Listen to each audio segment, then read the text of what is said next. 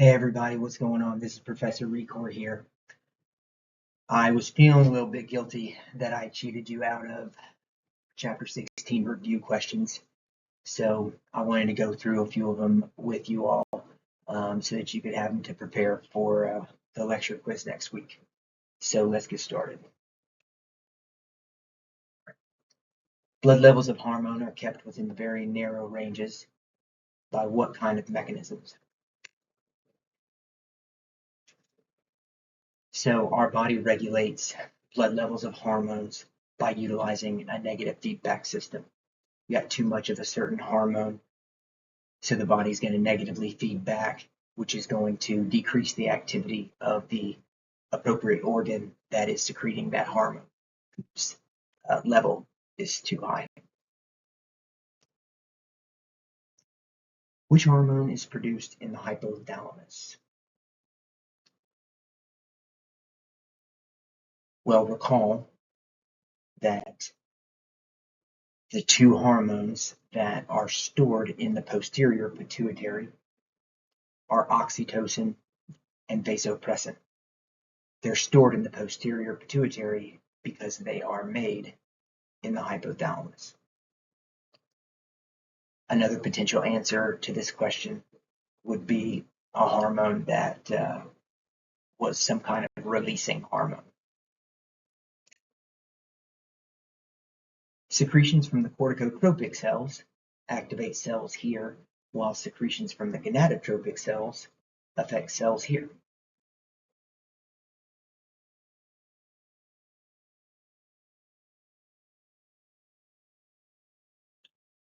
So corticotropic cells are a way of describing the cells of the adrenal cortex. Gonadotropic cells are cells that are contained within the gonads. The gonads can be referring to either the testes in the male or the ovaries of the female. A patient is displaying high volumes of urine output and severe dehydration. The most likely cause is high volumes of urine output and severe dehydration. High volumes of urine output. So let's take a look at the answers that are dealing with ADH. So we know that ADH stands for anti-diuretic hormone. So if the person is displaying high volumes of urine output, what's the relationship of their levels of anti-diuretic hormone? If you're thinking that it's low, you would be correct. So in this case, hyposecretion of anti-diuretic hormone is going to cause a great deal of urination and severe dehydration as a result. The patient is losing weight rapidly, sweating profusely, and is always anxious. The patient may be suffering from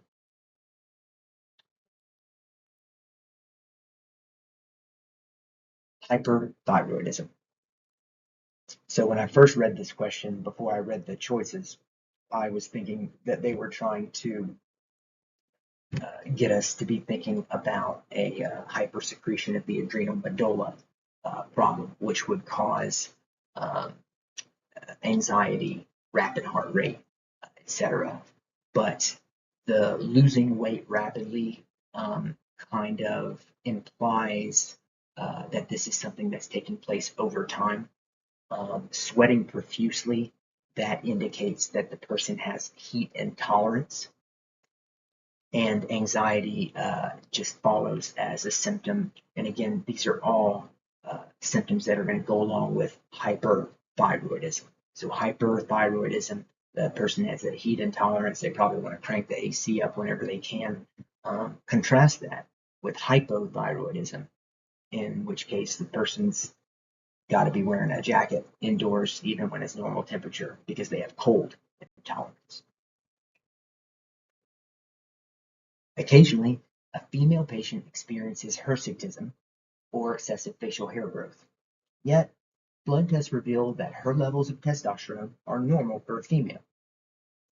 Another cause could be hypersecretion of course, gonatocorticoids.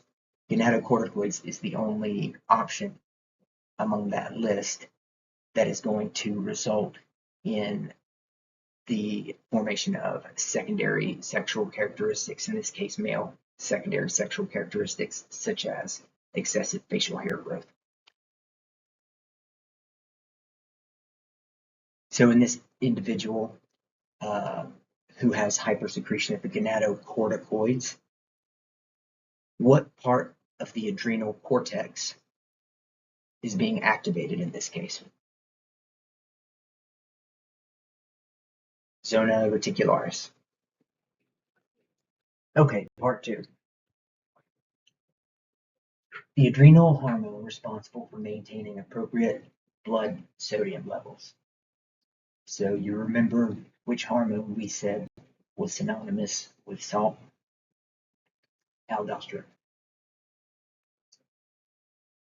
What part of the adrenal cortex is aldosterone secreted from? Glomerulosa.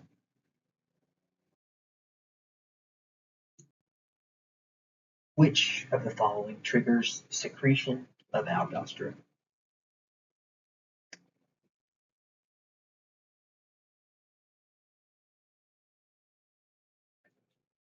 So this is a little bit tougher than I would probably give, but you recall what the relationship is between aldosterone and potassium, right? So remember that the way that aldosterone works is that it causes our kidneys to reabsorb sodium, which, and of course, water follows as a result. But it reabsorbs sodium at the expense of potassium levels. Angiotensin II triggers secretion of aldosterone as part of the RAAS, renin-angiotensin-aldosterone system. During times of stress, elevated levels of this often occur, which explains why we get a cold during final exam time. So cortisol, our sugar hormone, that's also our stress hormone. And elevated levels of cortisol will cause our immune system to be a little bit more compromised than normal, which can make us susceptible for common illnesses like the cold. Along with the sympathetic nervous system, the blank is the other primary mediator of acute stress.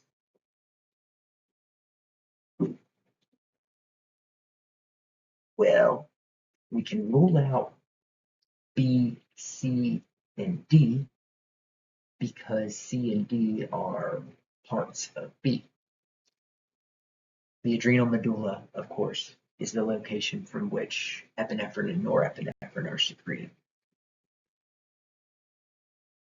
Which of the following is not an action of glucagon?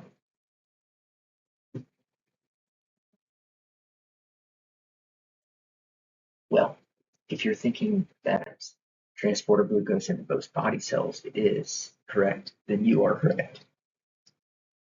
Whose job is that? Insulin. Secretion of this helps us to regulate our circadian rhythms. Melatonin, and from what gland is melatonin secreted? Pineal gland.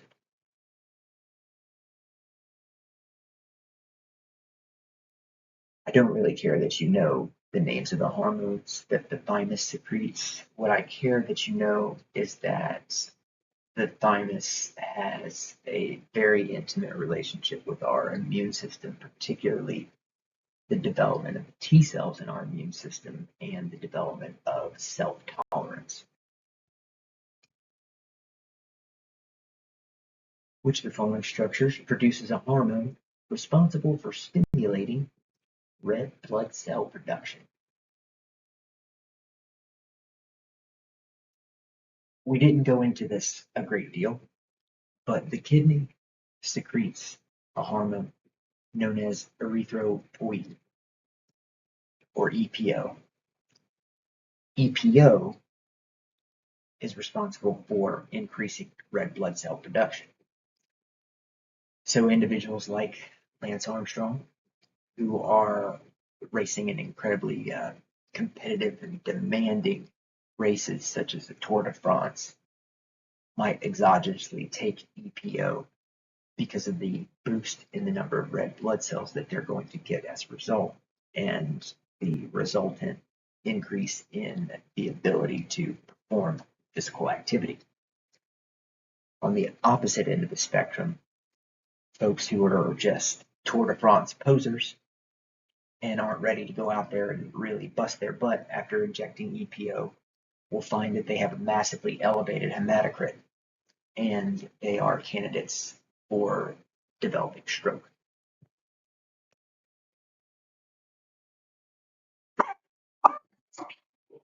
That's my dog Hellboy. He says hello. Shh.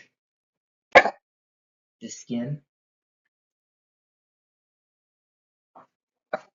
The skin will produce vitamin D precursor in response to ultraviolet radiation.